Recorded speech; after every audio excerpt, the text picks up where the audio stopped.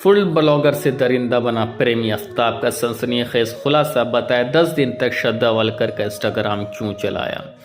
दक्षिण दिल्ली के महरौली में दिल दहला देने वाली वाक़यात सामने आई है कि वह आफ्ताब अमीन ने लिव इन रिलेशन में रह रही युवती श्रद्धा वाकर की हत्या करके उसके शौक के तकरीबन 35 टुकड़े कर दिए।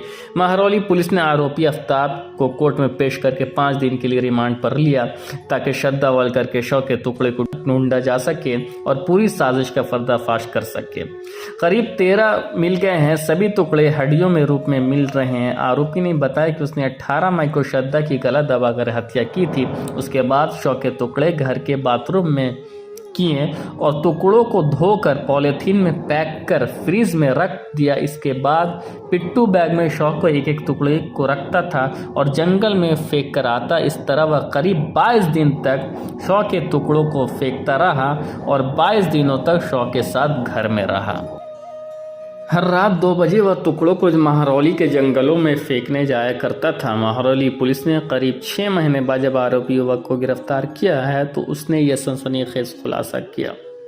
आरोपी युवक का कहना कि दोनों एक दूसरे पर संदेह शक किया करते थे। उसे शौक को ठिकाने लगाने का आइडिया विदेशी क्राइम सीरियल डेक्स्टर से आया था।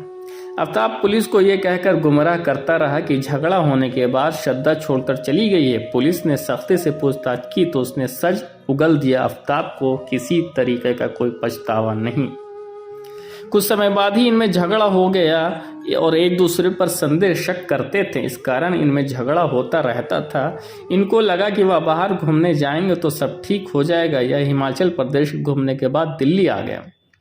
15 मई को उन्होंने छतरपुर महरौली में किराए पर कमरा लिया। तीसरे दिन ही 18 मई को इनमें झगड़ा हो गया और आफ्ताब ने एक हाथ से श्रद्धा का मुंह दबाया।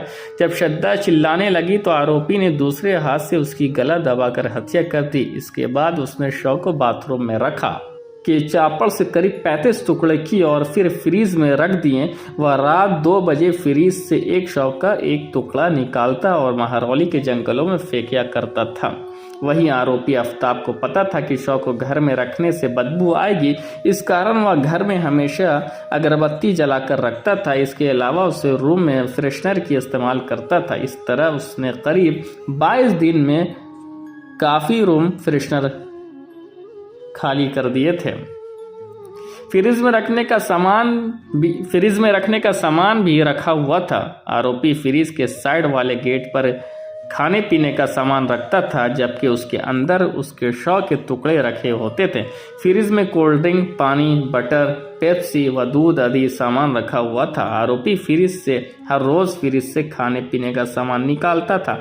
हालांकि वह खाने का सामान ऑनलाइन मंगवाता रहा है। 10 जून तक इंस्टाग्राम चलाता रहा। दक्षिण जिला पुलिस अधिकारियों के अनुसार आफ्ताब ने पूछताछ में खुलासा किया कि वह श्रद्धा के बारे में कोई संदेह न हो, इसके लिए वह 10 दिन तक श्रद्धा का इंस्टाग्राम चलाता रहा।